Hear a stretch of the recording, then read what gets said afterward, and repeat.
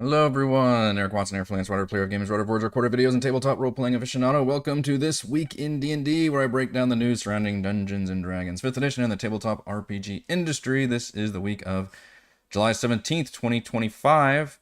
Apparently I should maybe call it like this every other week in D&D, because I think so far I've only been able to maybe do this every other week. But the positive side is there's more news I can talk about if I actually do it bi-weekly. So this bi-week of D&D, nothing this twice monthly, Dean. I don't know. So I don't know what the schedule is going to be. And you know, we're finishing up Alien RPG, so we're going to start firing up our next D&D campaign. So that's going to also interrupt my streaming schedule. But I enjoy doing these, and I think all of you enjoy doing these little random live streams where I just kind of talk about news. So maybe we can squeeze them in here and there somehow. I'll look forward to doing that.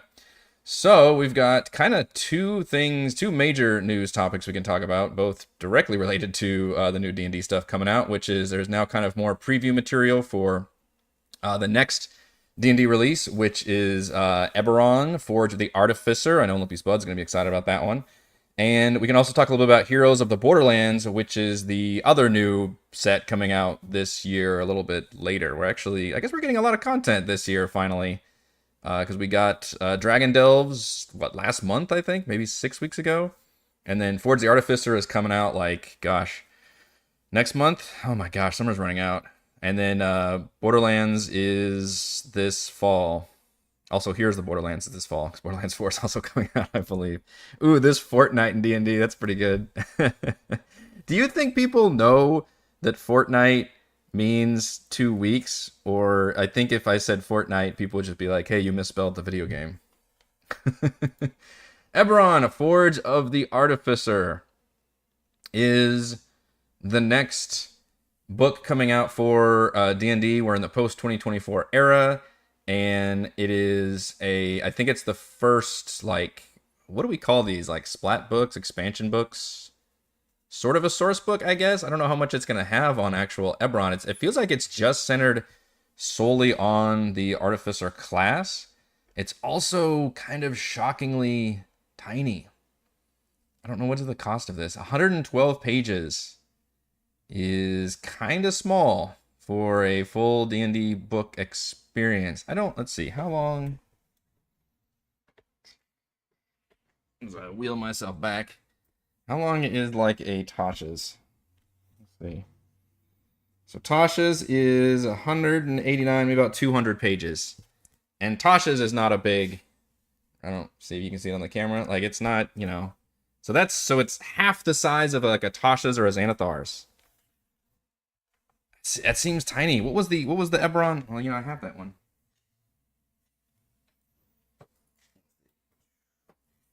Okay, so Eberron. This is Eberron Rising from the Last War. This was the Eberron book for, I guess, the 2014 edition, what we're calling it. And this book is huge. And this one is over 300 pages. So this is a fucking source book, right? So I don't know how much of a source book we're actually going to get here. The revised Artificer, let's see what it says. A host of imaginative options for players and DMs alike. Discover a wealth of options to forge fresh character concepts. Magical inventions drive innovation, DM tools. All right, so we get the revised Artificer class, equipped with more ways to make magic items. Your DMs hate this one trick. 5 subclasses, including 4 revised options, because there were 4 existing ones. I don't remember if there were 3 existing ones and we added a 4th, or however there ended up being 4 in the end.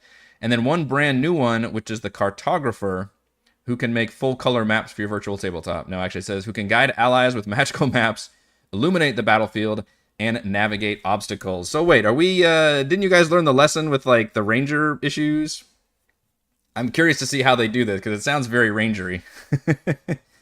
5 revised species, like the living construct Warforged. 17 backgrounds to shape your character's path. That's a lot. 17? And 28 feats that explore the mystery of dragon marks, which are like magical tattoos that are tied to your ancestry, I think. A new spell, so just the one. New Bastion options, which were part of the Dungeon Master's Guide. Magical inventions that transform every choice into an opportunity to build something incredible. 3 campaign frameworks, interesting choice of words, tailored to the pulpy, high-flying, and intrigue-filled tone of the Eberron setting. Perfect for noir mysteries, skyship chases, and political thrillers. Okay. 3 campaign frameworks. I don't know. I would be very interested to see what a campaign framework looks like. Is this a couple pages that gives me like a beginning, middle, and end with like just some ideas? Or is it like a single paragraph? Like, what are we talking about here? Because but definitely nothing sort of a full-on like introductory adventure or anything. Which I believe this book did come with a like intro level 1 adventure, Rising from the Last War. 20 plus new monsters crafted to match the tone of the story you want to tell, from horror to high fantasy to heists. So it seems pretty small. Eberron is a world where elemental airships navigate the skies, lightning rail connects vast bands of land, and powerful houses constantly vie for influence. How many of you have played in Eberron, by the way? I don't have any experience with Eberron. I don't think there were really any video games made with the Eberron setting. Yeah, I don't have much. I read through Eberron Rising from the Last War, and I really enjoyed that. And then Eberron does appear in the Vecna campaign. I don't think that's spoiler to say, because the campaign visits a lot of the official settings. But it seems cool. It's like it ratchets up like the magical, the fantastical, and also advances things to like Industrial Revolution. But what if instead of like oil and electricity so much, we use like magic for everything, which I think is interesting. And also, Eberron is not burdened, I believe, with like decades of lore and history, which I say burden, like a lot of people are gonna really like that, right? They want not like that. They want a world that's rich in its history and events and characters and stuff. In a lot of ways, I feel like Eberron's the opposite of Dragonlance, like the antithesis. Whereas Eberron's just much more of a clean slate, and it's like, hey, here's the situation right now, and basically we've never like advanced the plot, the story of it, which I think can be maybe a little more user friendly for DMs. I believe also it was introduced around 3rd edition, I want to say. So this doesn't really have any more information beyond that, except there's another one which does have the information. This is Eberron. These are all on D&D Beyond, by the way. How Eberron Forge the Artificer reimagines 5 iconic species. So most of these I was already familiar with. The Kalashtar was the one that I was not super familiar with. There's the Changelings, who have shape-shifting abilities. I feel like you would just want to like play a doppelganger, I guess. Kalashtar are actual like aberration people with psionic abilities that are tied to the like dream plane realm. Koravar are half-elves, but they have like their own culture, which it makes sense that you wouldn't fucking call yourself half-elf, because that sounds super derogatory. So they are the Koravar instead, which means if you miss playing as the half-elf, like mechanically, like those kind of abilities from post D&D 2024, then this could be very useful as the stand-in for that. Like, oh, instead of a half-elf, you can just literally play the Koravar, because that's, I think, going to have similar stats, even if you don't care about playing an Eberron or actually playing as the Koravar culture or anything. Shifter are basically like furries, lycanthropes, which I'm always a big fan of playing animal people. We're touched. Shifters draw on lycanthropic heritage to briefly embrace a bestial form, which sounds awesome. And then, of course, the Warforged, which are probably the most famous, unique species to Eberron, which it actually breaks down some of the changes that they're updating. For example, Warforged are now straight-up constructs. I don't know what that means. Like, I kind of wish they would do what I think Divinity Original Sin did this, where like you could, if you played as an undead, for example, which you could play as an undead, then healing spells damaged you and poison healed you. Like, if you're going to give me a different creature type, like, go all the way with that. I know that the Gearforged in Kobold Press's world, I believe, worked like that. Where it's like, I don't think you could actually heal them, and they couldn't, because they couldn't drink, they couldn't gain the benefits of a potion, for example. But you could, like, cast Mending on them or something weird. So, like, I appreciate, like, go hard in the weirdness. This one said they don't need to sleep. Magic can't put them to sleep, which I think is also true of elves. They don't get exhaustion levels, are pretty big. Otherwise, they have advantage on saving throws to end the poison condition. Like, why not just let them be immune to poison? Like, let's just go all hardcore on it. Let's see. Shifter just says you can choose to be medium or small. Corvar got a lot of stuff. Or maybe it's, okay, now included as a unique playable speed. Okay, so maybe Corvar and new. Maybe that's the one. Maybe that's why I'm not familiar with them. Here I thought it was just my ignorance of Eberron, but it turns out maybe it wasn't actually included in the previous edition. So it sounds like they got a lot of the half-elf stuff. Where they have like some stuff about charm. They have a skill versatility, which is kind of like from their human ancestry. They have advantage against like avoiding becoming unconscious, which is kind of like the elf thing about being immune to sleep. Kalishtar are aberrations, which is fascinating, but I don't know what that actually means. You can communicate with creatures telepathically, and you gain a proficiency of your choice after every long rest. That's kind of useful. Shapeshifters gain advantage on charisma checks while shapeshifted. So some of these, it even mentions, were based on, the Changeling was introduced in Mordenkainen Presents Monster of the Multiverse, as was the Shifter. I guess because the Warforged, I think the Warforged would have been introduced in one of the Eberron books then. And it says Corvar is new, and then Kalishtar's got to be new also. I didn't recognize them. They mentioned the half-elves call themselves Corvar. Yeah, I think that's where I got it from. Not super popular compared to Forgotten Realm. Yeah. Which is partly Wizards' fault. Like, they could have pushed it like crazy. But they decided to double down on... They decided to double down on Forgotten Realms, obviously, forever. And then very briefly, like at the start of 2024, all of a sudden it was like, Greyhawk, Greyhawk, what about Greyhawk? We're going to use Greyhawk as all our examples in the Dungeon Master's Guide. But then, like... I don't, unless Keep on the Borderlands takes place in Greyhawk, I don't see them, like, doing more on that. And I think we're getting another, like, Sword Coast Adventures Guide type book also. So, I don't know. Dragon Marks and Origin. Dragon Marks, I don't know what exactly these do, I forget. They're no longer limited by species. You get a Dragon Mark by choosing a background that provides a Dragon Mark feat, or by selecting a Dragon Mark feat at later levels. Which you could probably introduce in any world, not necessarily Eberron, although they are tied to Eberron.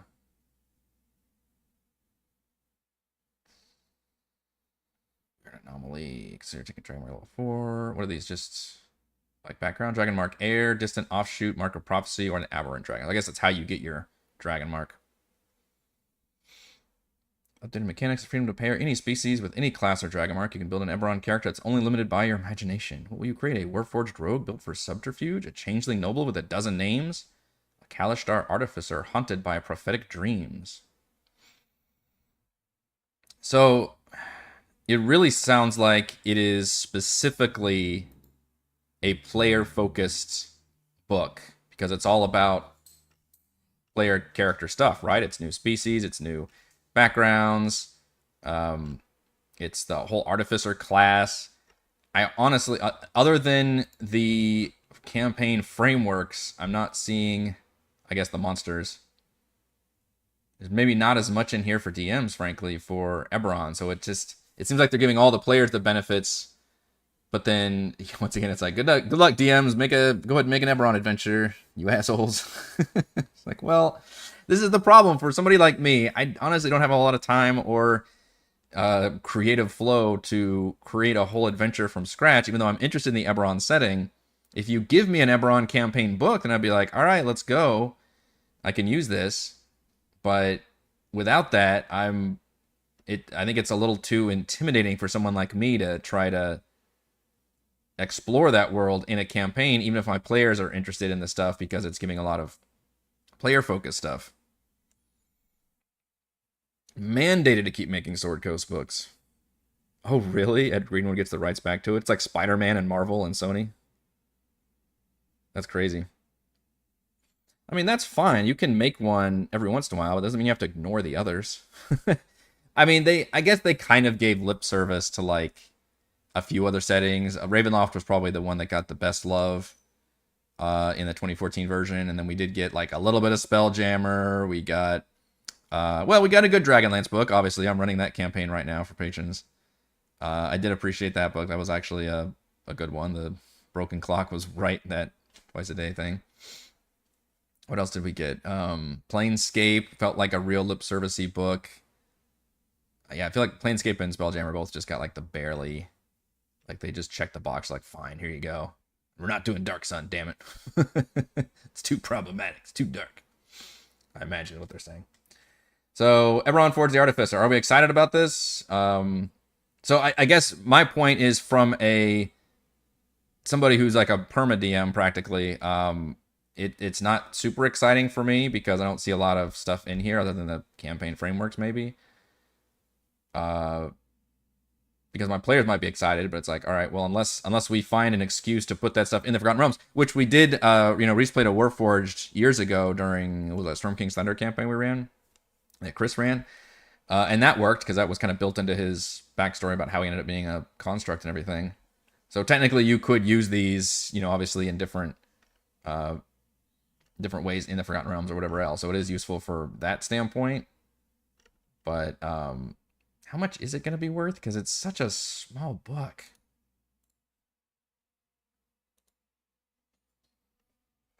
Bundle. Like, just the straight up physical book is $30. $30 for a 100-page book that doesn't have a lot of source book stuff in it.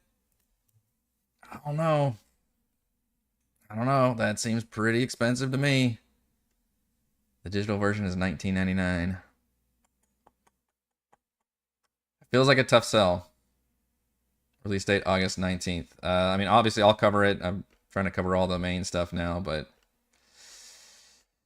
I wish there was more source books. Maybe they were like, you know what, Rising from the Last War isn't that old. And I think Keith Baker did like a straight up like third-party release also. There was another Eberron book. So maybe they're like, all right, we'll just use those. Yes, it probably is $20 because that's what the digital version is here too. Which that's more reasonable. I'll do $20 is actually fine. Let's talk about Heroes of the Borderlands. So this is probably the single most interesting release we're getting this year because it's a new starter set, which we don't get very often, and that's kind of a big deal. But they're describing it, and by the way, I think it's like first now listed on D&D Beyond as like a pre-order thing, and they kind of go into more specifics about it. But they're describing it as a board game. I wish I had my soundboard open. I do the brah, brah, brah. Sad trombone. What is going on here? All right, we're going to play the trailer. Hopefully this doesn't use licensed music. Otherwise, I'll have to crop that shit out and put the music down. Yeah, we don't need the music. We'll put that quiet. So, this is just kind of a bunch of images of stuff. It's got tokens. It's got... Okay, hang on. We need to... I'm going to actually scrub through this. Starter set. Caves of Chaos. Play guide. Keep on the Borderlands. We got dice check. It's a box. Biggest starter set ever made. That is saying something, I guess. We've got background cards. We've got items, which all look like actual, like, yeah, board game type components. You know what these look like? I think my audience is generally as old as me, if not older. Do y'all remember Pogs? Looks like fucking paw. Here, I need to stretch this screen a little bit, don't I? These look like fucking Pogs. Like those little collectible, like, circle disc things that were made out of, like, cardboard or paper or something. And you... How did you even play that game? You had, like, heavier ones and you would, like, hit them. And then they would bounce or something. God. I think I still have a stash of Pogs somewhere. They were so stupidly big in, like, some point in the 90s. And it was, I don't even know what the hell. It was like playing jacks or something, but with like these circles. But you could like collect them. That was the big thing. And they came in like those like gotcha things, vending machine type things, like Fuck, that's hilarious. The art looks good, as always. Pick up and play in minutes. Minutes. Okay, we've got standees for... What are we looking at? Just species? Okay. And then a character, card, classes. These are like miniature, like index card things with some information on there. Okay. Components look pretty high quality.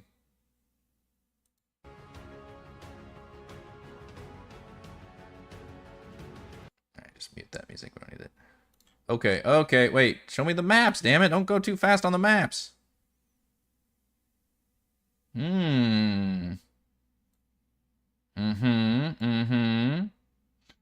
Wow, like full-on handouts you can give to your players? That's pretty nice. A menu of food. If you're that kind of dork who likes to have your food in there, shout out to George R.R. Martin fans. Pages of food descriptions. God, the monster cards look fucking great. It's like folding out the maps.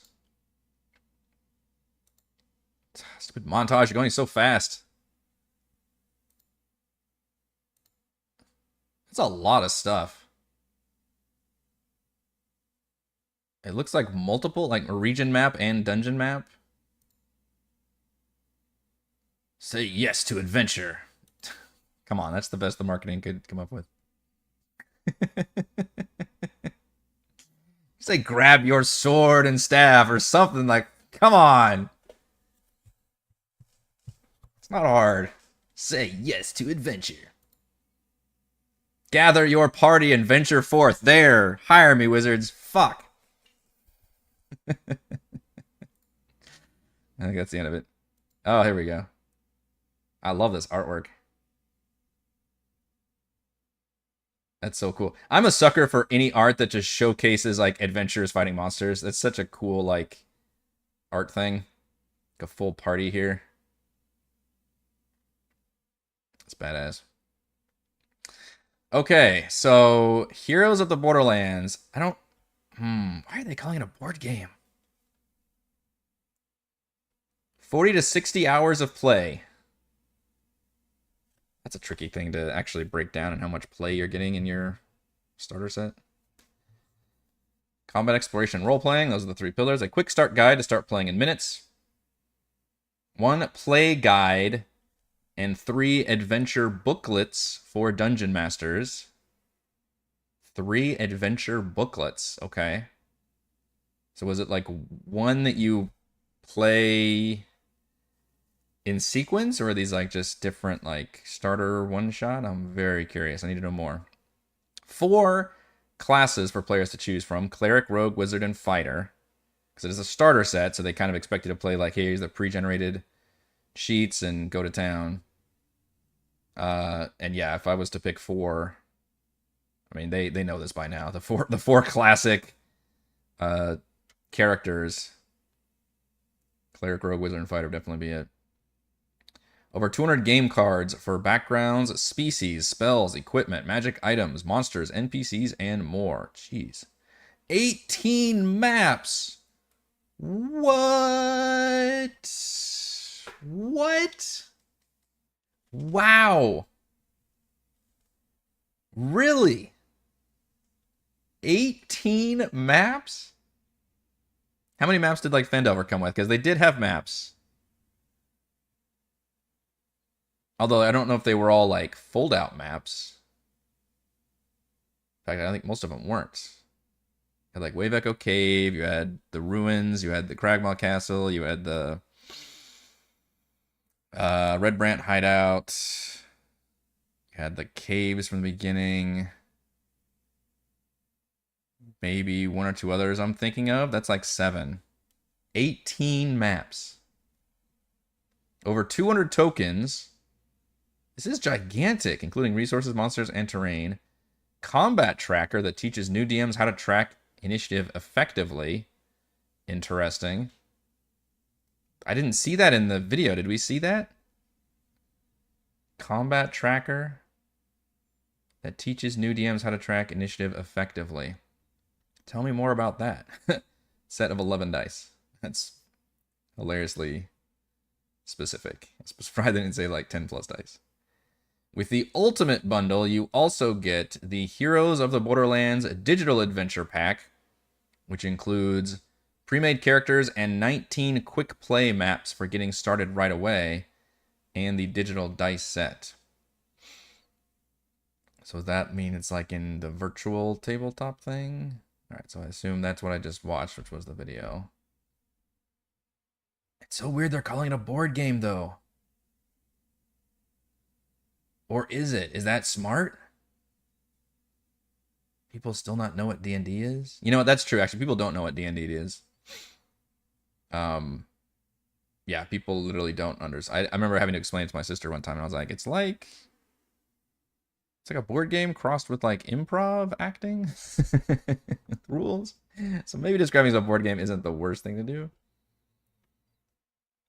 Out of the box, quick start adventure. So they're going with a lot more content than what is included in a normal starter set. And a lot more high quality content, it sounds like.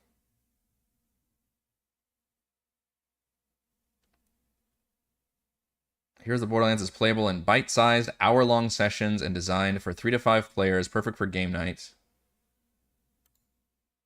For all skill levels. Quick play maps.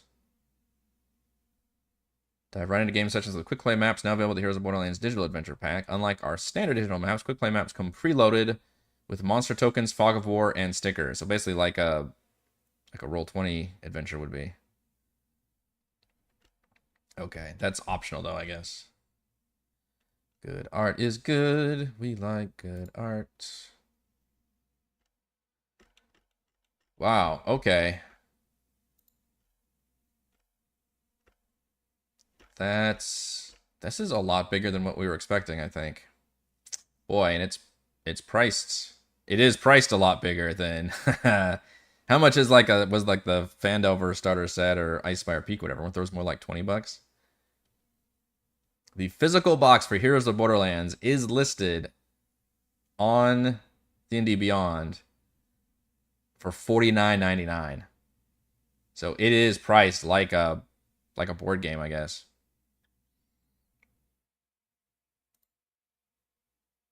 The digital version, which is just the adventure pack, is only $14.99. Which has pre-filled character sheets, maps preloaded with monster tokens, and a digital compendium with all rules and quests. You know, I don't have the Roll20 window open. I wonder if... Let me open it up on a different one and see if it's actually on Roll20 yet or not. And... it is. Okay. And it is... it is $14.99. Yeah, and it's looking pretty dang good. Let's actually just put it in one of these. There we go. Boom. So that's just... I mean, I guess that's nice. You can get the digital one really cheap then. If you don't need all, because all the cost comes from all those physical components.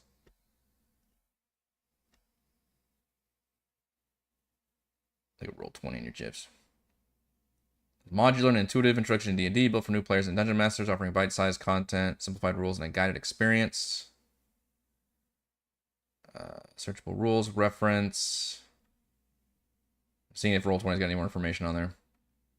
This edition of the Heroes of the Borderlands starter set reimagines the beloved Keep on the Borderlands adventure, which I believe is, as we mentioned, one of the oldest original adventures. I think they redid it for third, or maybe I thought it was third edition. Somebody told me it was older than that, but I do remember this being an older adventure. Keep on the Borderlands adventure in a flexible format, ideal for quick play sessions with 3 self-contained booklets. Okay, so self-contained means they don't necessarily feed into each other.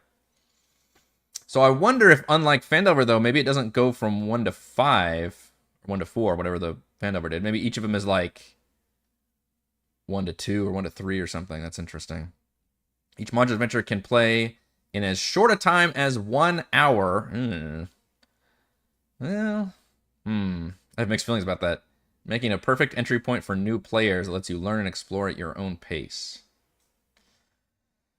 Okay. I guess I can see the value of, like, if you're literally wanting to introduce new players to D&D, which is a starter set, then just like when I introduce my kids to a game or any activity, you're like, all right, time is critical. Like the time between like me explaining things to when we like start rolling dice and doing things is very important. And you want to make sure you condense as much fun into as little time as possible. An hour seems like pretty quick for D&D. I mean, not even a lot of board games don't even play in an hour. Let's be honest. Or you can string them together to create one continuous adventure. Okay. If I just continued reading the paragraph, it straight up told me you can actually string them together. So self-contained, but can be put together. But that would mean that they would have to acknowledge level ups then, presumably. Obviously uses the new character sheets, which I think we're generally pretty positive on. Okay, modular adventure design. Choose between 3 included settings, including the Keep on the Borderlands, the Wilderness, and the Caves of Chaos. So were those like the 3 adventures, kind of? Each location is supported with immersive maps and tailored encounters. Cool.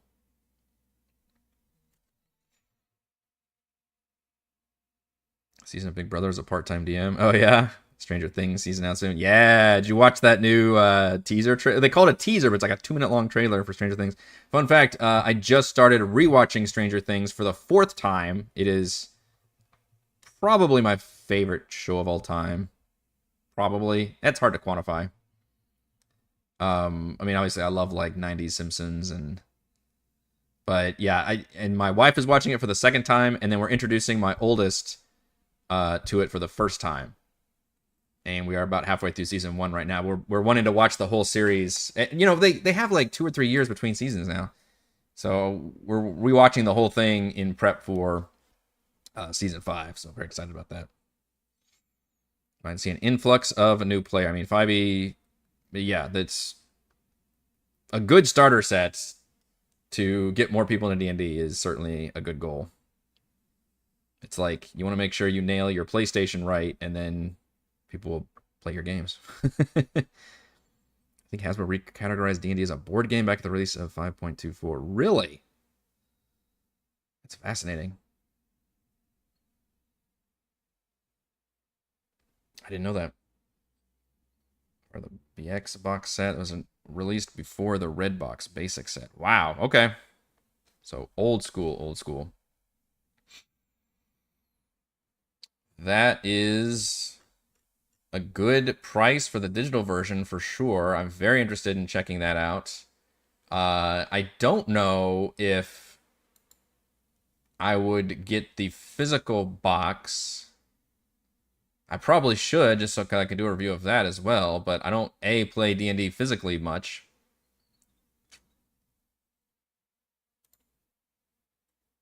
But it is very nice looking. Jeez, the amount of components and stuff you get is really impressive. They go fold out maps and all the player handouts. Everything is like full color art when it comes to the cards and everything. The only thing I didn't quite see is if they had like actual...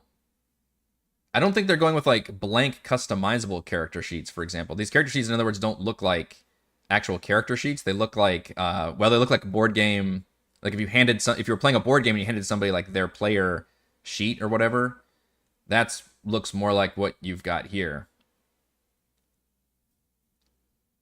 So you're not actually, so maybe that's a big difference between like thinking of it in terms of a tabletop versus a board game. A tabletop, you've got like your character sheet with a pencil and you're writing shit in and you're erasing stuff. But here it doesn't look like you're actually doing any of that.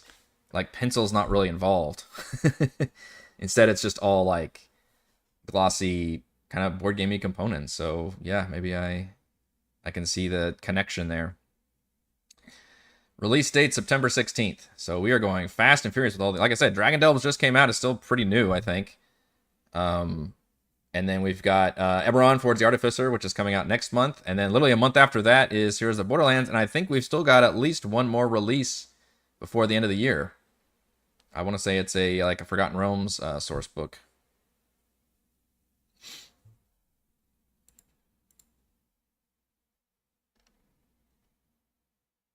I really thought they would have had a starter set out when they released the new D&D 2024 stuff, though. I mean, I appreciate if they're going to take the video game analogy of be like, we're not ready yet, we need to delay it until it's good. Although with video games, you still want to like generally not get them on release because they'll always be better. But I mean, the starter set with the new release of D&D just felt like it would have been a perfect blend of taking advantage of all the newness there. Fuck, I love this map art though. It looks so good, y'all. Yes, full color, detailed battle maps. Give them to me. Inject it into my veins. It's good looking. Very nice. Okay, so probably not as applicable necessarily to all of us who are mostly veteran DMs, but I'm still interested, and just the components alone are pretty damn sexy. I might be seduced by that. What else in the news? Oh yeah, and then Polygon covered it and talked about it. Yeah, Woo board game players. I don't think this is really a preview though. I think they're just talking about it. I don't think I've seen that before. The back of the box. Well, I'll just showcase that one picture. Okay.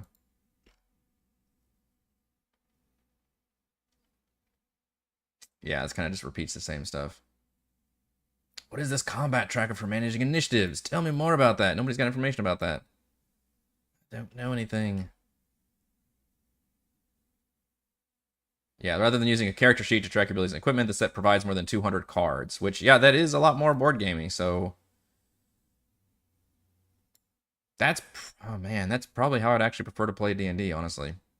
Which, they've already done that, right? You can technically buy, like, card packs and all that kind of stuff and do it like that. Oh, interesting.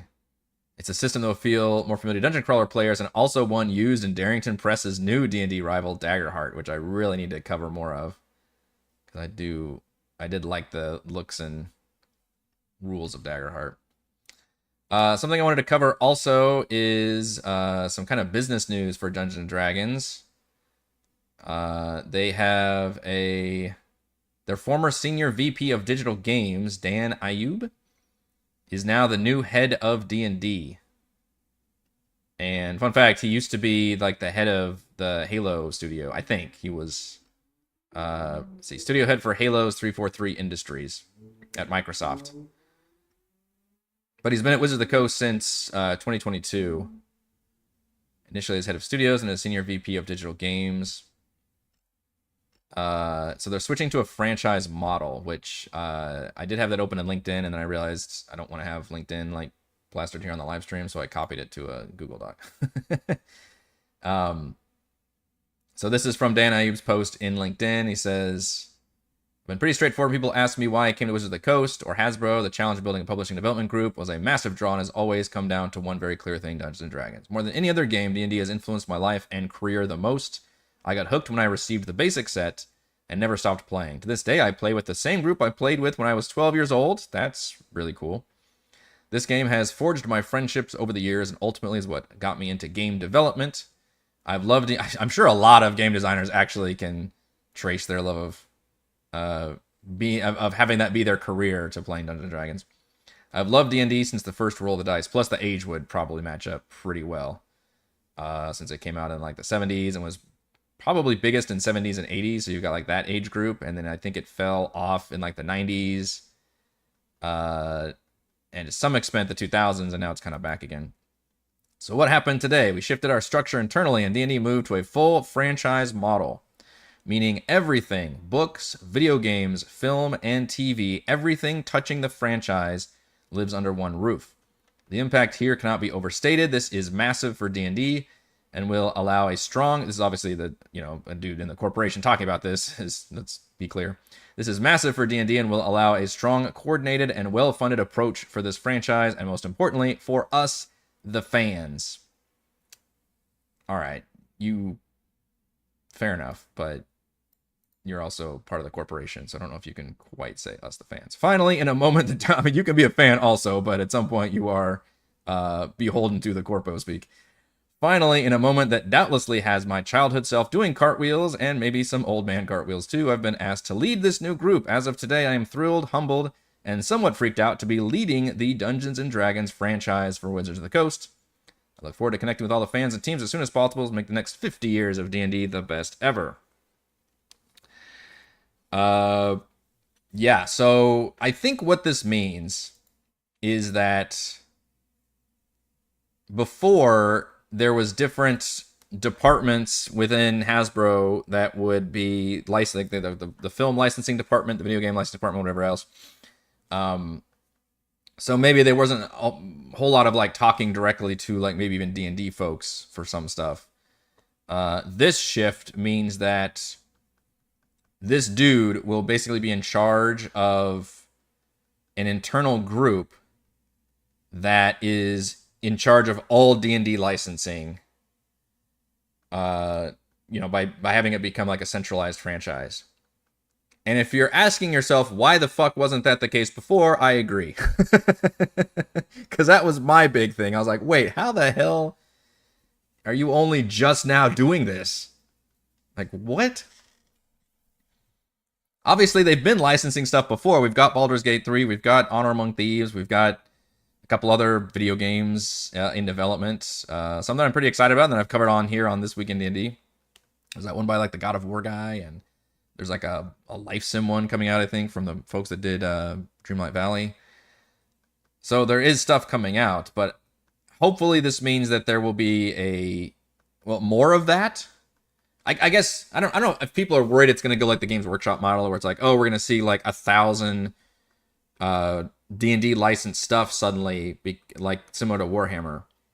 Also, though, that's kind of how you end up with the averaging out some good stuff, I think, because before there was nothing. There was just nothing related to D&D as a brand, like in terms of merchandise, like toys and video games and all that stuff. And finally, only just recently, right within the last couple of years, we got Baldur's Gate 3, we got Honor Among Thieves, and now we finally got some stuff cooking, video game wise at least, even though Honor Among Thieves sadly didn't do so well, but Baldur's Gate 3 did very, very well for the brand.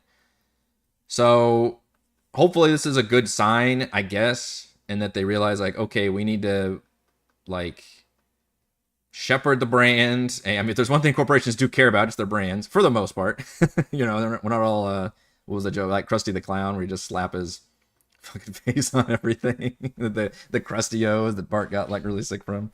Hopefully we'll end up with like that kind of situation, I guess.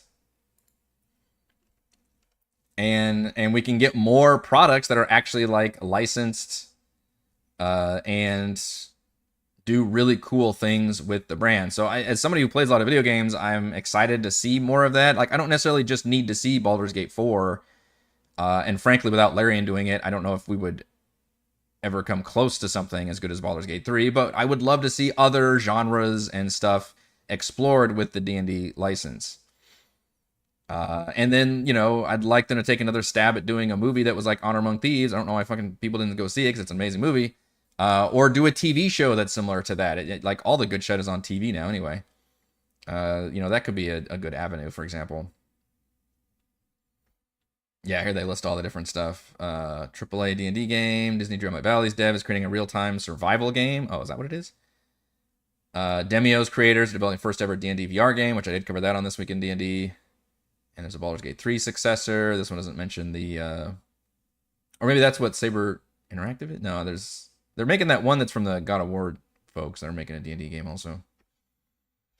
So, yeah, I don't think there's any like thing to be worried about here. I guess it comes down to, do you trust this guy to shepherd the franchise very well? And by his post, at least, he says he will. So we'll see. I mean, it might take a while for this stuff to actually reach fruition, but I guess you just hope that they take advantage of the moment right now where it's as popular as D&D is currently. Is the preview over? Should I go back in the stream? Yes, you should. I covered that stuff at the beginning. The towards the Artificer. It wasn't much of a preview, honestly. I just kind of talked about what was on the D&D Beyond news stuff, and then here's the Borderlands. I covered a little bit. You know, it did come out. I remember it came out only a couple months right after the big OGL thing, and that was a big problem. But yeah, it was a really fun movie. The problem is, you know, people complain that they want original movies to go see, but that's not the fucking truth about how the box office has worked for the last, like, 6 or 7 years. If you follow any of those metrics or something, people just want to go see their big franchises. That's really what it comes down to. Like, let's go see the new Marvel movie. Let's go see DC. Let's go see the Jurassic movie. Horror movies actually benefit from this with sequels, although obviously you can make original horror movies, but their budgets are way smaller.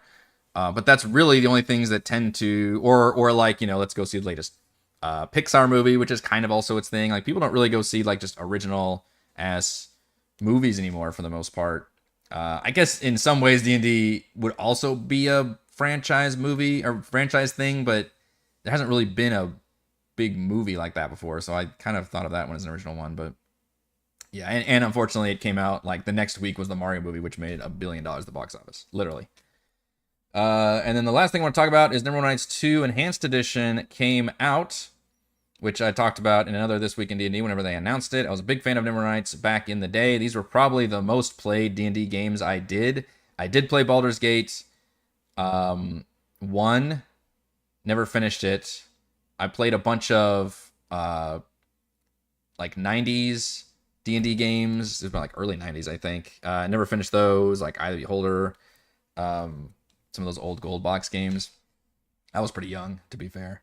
It really wasn't until Neverwinter Nights 1 that I was like, oh, I love this. And with 3rd edition rules specifically, where it's like, oh, AC isn't negative anymore, now it's positive. That makes more sense. Like, good armor is positive, right? Like, that was like the big change. Also, it was, I don't know, it worked for me in a lot of ways. So I played the fuck out of Neverwinter Nights. That was like my big in with learning more about the Forgotten Realms and everything. And then I also played and I played all the expansions. I even played them like with friends, like with LAN parties and stuff. And then I played the crap out of the sequel as well. So I was excited about this, but it is not getting good reviews from people. This is on GOG, and then also the Steam version has a mixed rating at 47%. Damn! That's really disappointing. A lot of people are saying like this was kind of a bare bones update. I mean, it's called Enhanced Edition. It's only $10 more than the original one. I think the original one, which is still available on GOG, I believe, not available on Steam anymore, is $19.99. And then the Enhanced Edition is $29.99. But everybody's like, what all did this enhance? And it's apparently got some like bugs and performance issues. Critics have mostly been pretty positive on it. I have not played this yet. So usually when there's a discrepancy, between critics and players, it's because of like performance issues. Monster Hunter Wilds is a good example of this. It's getting review bombed on PC specifically, because the PC version had really bad like bugs and issues. And plus, I mean, critics are a relatively small user base, and then once you expand that out to like the players in general, and then all of a sudden you've got all these different kind of, you know, technical issues that can arise from that. So that's usually what the discrepancy is. But here, I don't know. It's a lot of people just complaining about the fact that there's just not a lot of like updates or stuff that's kind of worth getting here, which seems really disappointing. The big thing is that it's available on consoles now for the first time, which was true of the original Neverwinter Nights as well. I don't know how much I'd be interested in playing these games on consoles, though. They already had kind of finicky cameras that were like a top-down. It wasn't really like third-person so much, even though it looks third-person. It was more like playing a tactical strategy game or something, I guess. So I don't know. I imagine the controller controls might be a little tricky with that. But that's disappointing. Like, PC Gamer loved it. Enhanced Edition is an excellent, subtle remaster in my new Steam Deck Game of the Summer, which seems very positive.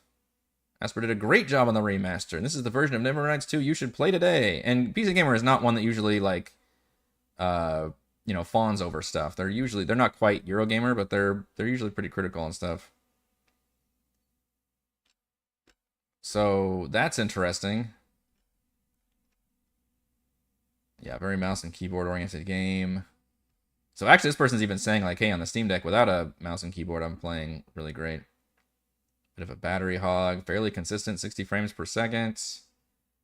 Maybe they just didn't end up with a lot of bugs or issues. Visual upgrade.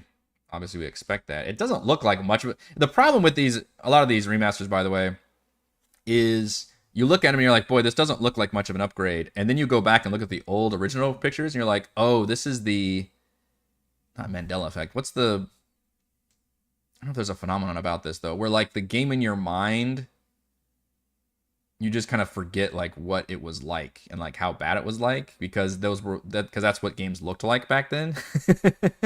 Like if I think about like, I don't know, Zelda Ocarina of Time or something, like one of the first open world games that I played, you think about just how it made, like, but I'm picturing probably like Breath of the Wild in my mind. I go back and actually look at like the Nintendo Ass 64 version of Ocarina of Time, and I'm like, oh shit, yeah, this is like very polygonal and crazy. Final Fantasy VII is a great example of that. You go back in that one, that's real early 3D polygonal, Jesus, and it obviously looks like ass compared to today. 3D very much, that era of 3D from like late 90s to early 2000s just does not hold up very well.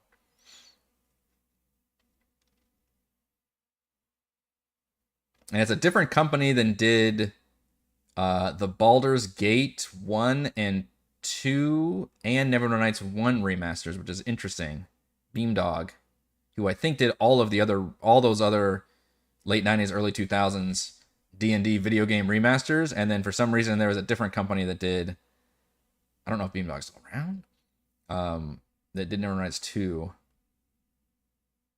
And then the big thing about this game, as much as I loved it, it has a solid campaign. It's a party-based, RPG and all that. Were that the mods, which was way ahead of its time. The gold box games were 80s. Okay, that's fair. I didn't play them until the 90s, so I must have played them when they were part of like, probably like compilations or something. I know I played some because I didn't get a PC until, I was born in the 80s, so I didn't get a PC until like 90 or 91 or something. I say it's the family got a PC at that point. So whenever I would have played some of those games, those were like the first person where you had like a small corner of the screen was the actual like map and everything else was like UI shit. Wonderful stuff. So yeah, I don't know. I want to get into it. I was even thinking like, man, I could even like, do a live stream playthrough of this game or something. And I probably should do one. The only problem with Neverwinter Nights 1 is that the main campaign is really lackluster, and it's not really a party-based RPG. You're just one person, and you have like a follower that you can't really interact with. Like, it doesn't feel like a party-based. Even though I played the crap out of the first game, it feels a lot more limiting. All the expansions were better. It was really built for multiplayer, basically. It was great when you had multiplayer and you could join in as a party. And of course, the modding scene and the modules that you can download were great too. But the second one felt more like an actual party-based RPG, and it had a better campaign and all that stuff. I loved that it had you had your own base also in Neverwinter Nights 2, which was cool. I love RPGs that do that. I should introduce that in one of my D&D campaigns. I love the fact that the players have like their own base of operations and like it kind of levels up along with them. Oh yeah, that's called like a bastion in D&D 2024. We need to do that, because I really do like that concept. And Neverwinter Nights 2 is like one of the only D&D video games that Baldur's Gate 3 doesn't even do that. They don't even have like a fucking base of operations in that game, because you go from like, you change locations in each act, and then you just when you click on long rest, you just go to like your camp or whatever. Whereas Neverwinter Nights 2, you would constantly return to like your main fortress area, and you got to like walk around and talk to your party members, and yeah, like I think you either purchased or upgraded your own buildings. Like, it was really cool.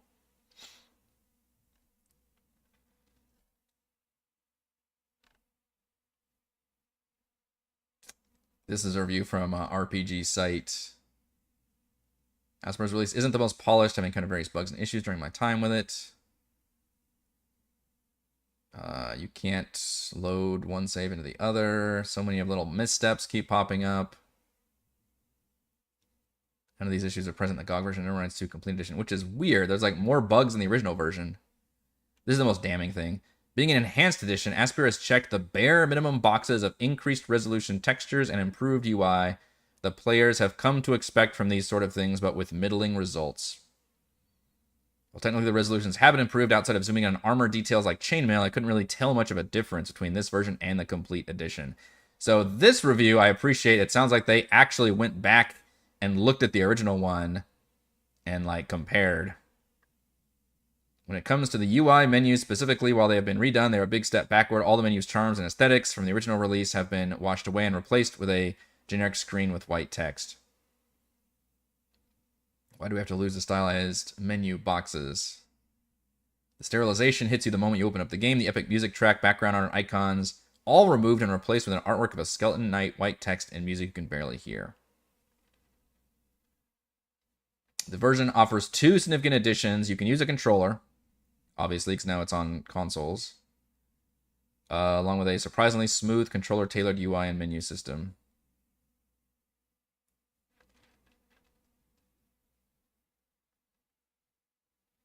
Again, I don't know if I'd want to play this game with a controller, though, so it's tricky. So that's kind of a want, I think. I was really... Oh, wow, yeah, that's the comparison. Not much different there.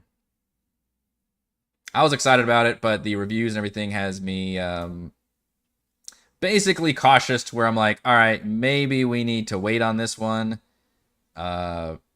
Because, as I said, games will usually always get better after release. Obviously, people can release patches that are not as good and break the game, which certainly happens. Steam reviews will reflect that. But I was really... And on GOG, too, if you own Neverwinter 2 Complete, which I do on GOG, you can get a 25% discount already on the Enhanced Edition, which is pretty solid. Although, Steam has the Steam Workshop. So... And I do appreciate Steam Workshop as being a little more easier to work. I guess maybe GOG has their own system for that. I don't use GOG as much because I'm lazy and Steam is kind of more, I don't know, a little more easier to use. But yeah, it's getting a lot of bad reviews from folks, so that's not good. So I'm going to keep my eye on it still, but I was going to like pick this up immediately, but now I'm kind of waiting on it. I'm like, I don't know. Maybe not so much on this one. Because we're just finishing our Baldur's Gate 3, or we just finished our Baldur's Gate 3. Actually, need to upload the last session, and we're talking about like what we need to play next. And this one kind of came up briefly. Honestly, though, Raymond was like, we could play Baldur's Gate 3 again, and all of us paused, and then we started talking about it excitedly, and I was like, fuck, we're just gonna end up playing Baldur's Gate 3 again. Out of all these other co-op game options out there, that seems to be the one that my group is most excited about, so that's pretty funny. All right, I think that's gonna do it for this week in D&D. I don't know if I will be back to doing this again next week, because I think we're gonna finish Alien RPG this week, and then I'll have to figure out what is coming next after that. I think I've got some plans before I actually start my next one, but we'll figure it out. I do need to put up the sign-up sheet for our next Patreon game, which will probably be next week as well, but we will be doing Alien RPG tomorrow, so I will definitely see you folks for that. As always, big thank you to the patrons for helping to support the channel and make these live streams possible. Shout out to Platinum patrons Joe, Will, Thomas, Brandon, Genocide, Roleplay Roll, Christopher, Big Nut, John, Nathan, Andrew, Stephanie, Jason, Lumpy Spuds, Ward, Unimo, LC, Tom, Duty the Dogs, Marcus, Snuggy, Hugo, Jerry, Shay, Sasha, and John, and gold patrons RPG, Papercraft, Street Boy, and Yuma, Lizard Lounge, Drome, Nathan, Scott, Refus, Jerry, Glenn, and Mark. Thank you all very much for your support.